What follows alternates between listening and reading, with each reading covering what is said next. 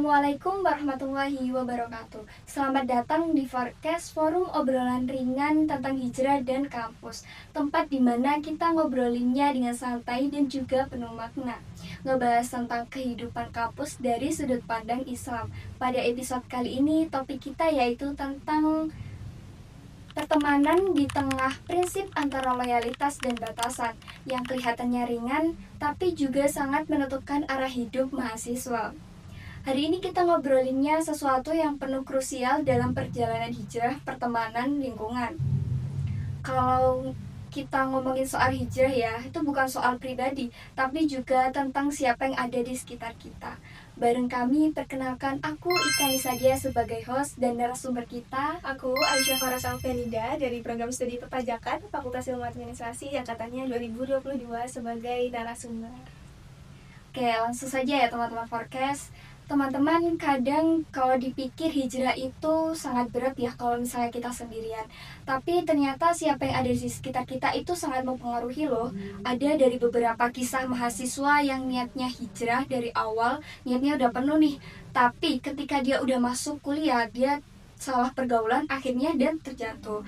Menurut kakak sendiri nih, kenapa circle itu bisa menjadi penentu istiqomah? Oke, kalau dari aku, kenapa circle itu penting? Karena kamu pernah dengar nggak kalau misalnya pertemanan kita itu mempengaruhi kualitas kita? Ya, benar. Gitu, pasti kamu pernah dengar. Ya. Nah, ketika kita berada di lingkungan yang baik, otomatis kita akan belajar untuk jadi baik walaupun kita sebenarnya ya belum baik gitu. Tapi kalau misalnya kita ada di suatu lingkungan yang mungkin membawa dampak negatif, kita bisa aja nih ikut-ikut terjerumus ke dalam situ. Jadi intinya, siapa kita itu bisa saja ditentukan oleh siapa teman-teman kita gitu. Jadi bagaimana kita memposisikan diri dalam pertemanan itu sangat penting. Karena ya itu tadi, kalau misalnya kita ingin baik, ya kita harus berkumpul sama teman-teman yang baik. Tapi bukan berarti kita memilih-milih teman ya. Kita harus tahu batasannya. Mungkin dari aku gitu sih. Benar teman-teman, kata Kak Faras nih. Lalu yang kedua nih, gimana sih cara kita tahu kalau sedang ada di lingkungan yang gak sehat, seperti circle yang ngajak kita nongkrong di tempat yang gak syar'i, atau bercandanya kelewatan, atau bahkan tengah malam diajak main keluar. Nah itu gimana sih Kak? Oke, kalau dari aku sebenarnya semua pertemanan itu tergantung bagaimana kita memaknainya. Kenapa seperti itu? Kadang mungkin kita sekali dua kali keluar malam gitu, tapi dilihat dulu urgensinya apa. Kalau misalnya ternyata kita nugas, ternyata kita lagi ada proyek, ternyata kita memang tujuannya adalah untuk menuntut ilmu, menurut aku itu nggak apa-apa gitu. Jadi balik lagi, sebenarnya urgensi kita berteman itu apa, urgensi kebutuhan kita itu untuk keluar malam itu seperti apa gitu. Jadi lebih ke bagaimana kita mengidentifikasi, sepertinya kalau misalnya aku ikut kumpul sama mereka, efeknya akan seperti apa ya gitu. Tapi kalau misalnya nih, kayaknya aku perlu nih untuk keluar malam soalnya aku mau ngerjain project ini bareng mereka, misalnya kayak gitu. Itu sih. Dan kalaupun memang harus keluar malam, kalaupun memang ketemu sama orang-orang yang kita rasa kok mereka gini ya, tapi aku butuh nih untuk ketemu sama mereka, ya nggak apa-apa. Ya itu tadi, kuncinya adalah prinsip. Kalau misalnya kita udah punya prinsip, oke, aku akan keluar malam, maksimal batas aku pulang adalah jam segini, misalnya kayak gitu. Nah itu bisa. Balik lagi sebenarnya ke diri kita, gimana caranya kita bisa membangun yang namanya benteng diri itu. Dan itu sangat penting sebagai seorang muslimah, apalagi kita di tanah rantau. Kenapa gitu? Karena ya gimana ya, kita kan jauh ya dari orang tua. Otomatis nggak ada yang bisa peduli sama diri kita selain siapa? Diri kita sendiri gitu. Jadi lebih ke memilih-milih. Oke, berarti kita harus melihat kelebihan dan kekurangannya dulu ya. Iya, betul. Bukan berarti semuanya harus ditolak ya, tapi kita lihat dulu urgensinya apa, kebutuhan kita apa, apakah kita bisa nih untuk kayaknya aku bisa deh ikut, kayaknya urgensinya seperti ini gitu. Kalau dari aku gitu ya, biasanya aku juga sering kok diajak teman-temanku, cuma aku lihat-lihat dulu ini sebenarnya ada benefitnya nggak sih, atau justru lebih banyak mudaratnya. Nah itu kan kita bisa nolak ya kalau misalnya ternyata lebih banyak ketidakbaikannya seperti itu. Oke. Lalu kita akan ngebahas nih gimana keluar dari circle yang seperti itu dan bagaimana cara membangun circle yang suportif. circle yang suportif ya. Kalau dari aku lebih ke gimana caranya kita saling nyemangatin satu sama lain sih. Karena kadang tuh ada satu circle yang bukan berarti itu sudah jadi baik, tapi kita sama-sama jadi lebih baik gitu kan.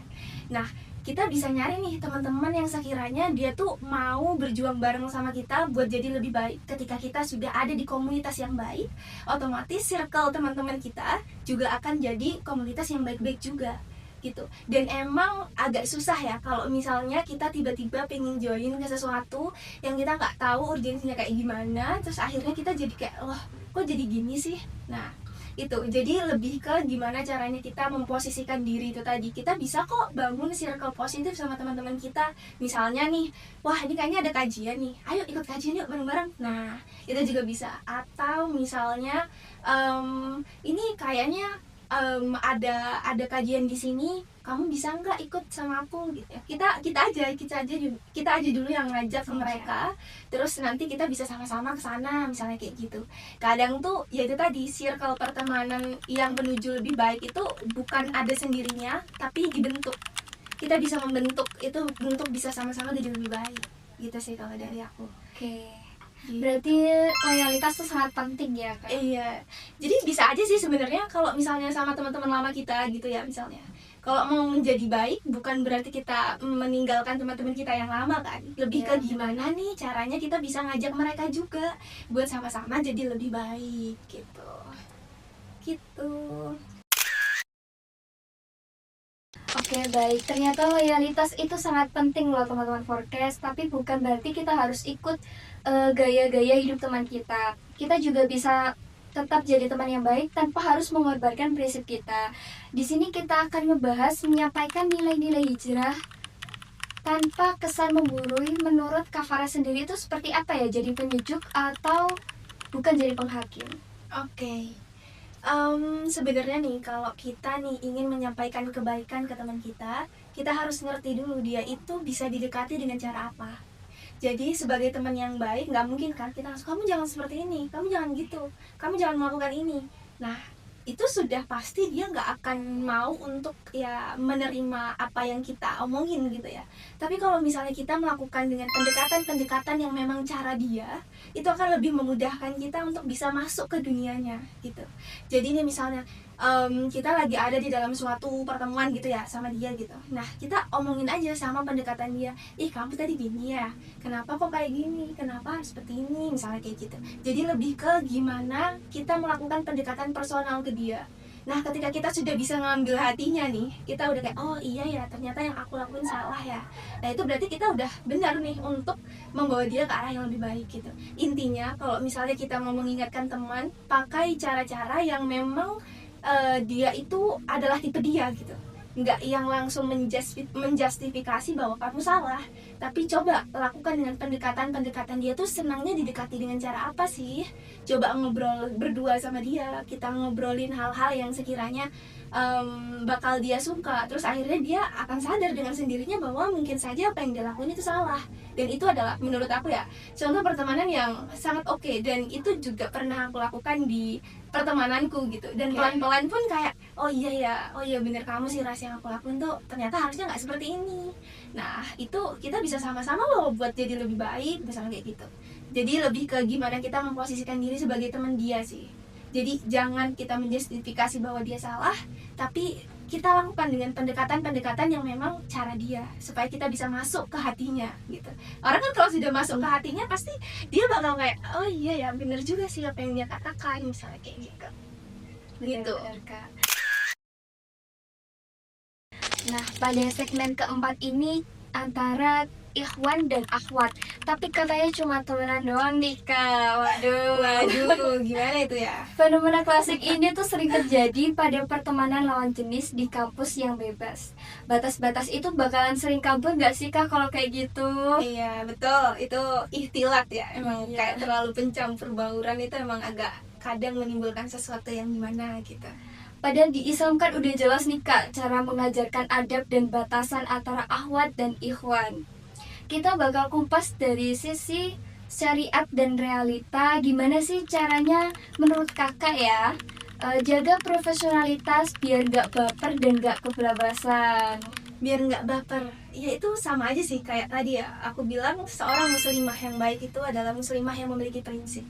Ketika kita sudah punya prinsip di dalam diri kita, ketika kita sudah tahu batasan-batasan dalam diri kita, kita juga akan bisa mengetahui batasan di dalam hati kita. Kalau hati kita aja mudah baper, mudah kayak wah kok kayaknya dia suka sama aku deh, kayaknya dia ngeliatin aku terus deh. Nah kalau gitu aja sudah bikin hati kita goyah, gimana cara kita untuk bisa memberikan batasan-batasan itu gitu. Jadi yang pertama harus dilakukan adalah bagaimana kita membangun fondasi di dalam diri kita bahwa sepertinya aku harus memasang tapeng gitu. Kalau misalnya nggak semua hal itu harus dibaperin, namanya kita melakukan profesionalitas kerja gitu, misalnya kita ngobrol sama temen atau kita melakukan kerja kelompok atau ngelakuin project bareng sama laki-laki, itu kan ya karena kita butuh untuk melakukan suatu profesionalitas gitu. Jangan sampai hal-hal yang berbau profesionalitas akhirnya kita masuk ke ranah-ranah yang personal, ya kan? Iya benar. Jadi lebih ke kita tuh gimana sih memasang tameng di dalam diri kita. Kalau kita aja gak mudah baper, maksudnya kayak ya udahlah memang cuma seperti itu aja, nah itu akan lebih mudah gitu, yang pertama. Terus yang kedua adalah kita harus tahu batasan-batasannya.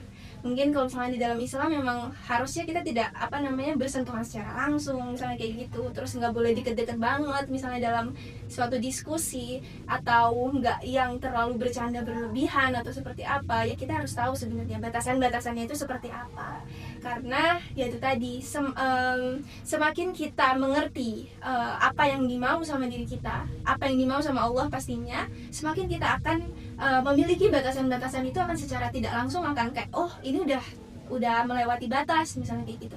Ternyata ini harusnya nggak sesuai deh, harusnya nggak kayak gini gitu. Jadi ya itu tadi, sebagai seorang muslimah menurutku memiliki prinsip, memiliki batasan dalam hidup, memiliki cara pandang sebagai seorang muslimah itu sangat-sangat penting gitu. Jadi tinggal kita memposisikan diri sih.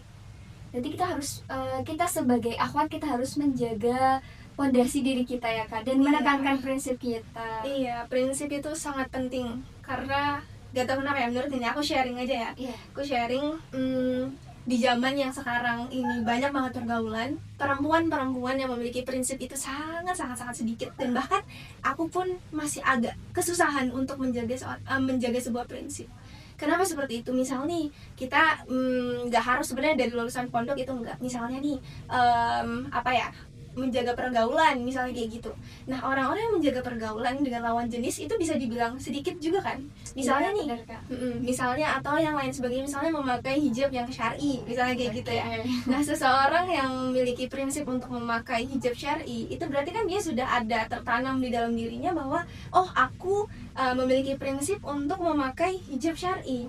Nah dan itu ada orang-orangnya adalah orang yang bisa dibilang sedikit gitu. Kenapa? Karena dengan era tren hijab yang berbagai variasinya, banyak macamnya, itu kan cukup menggoyahkan gitu.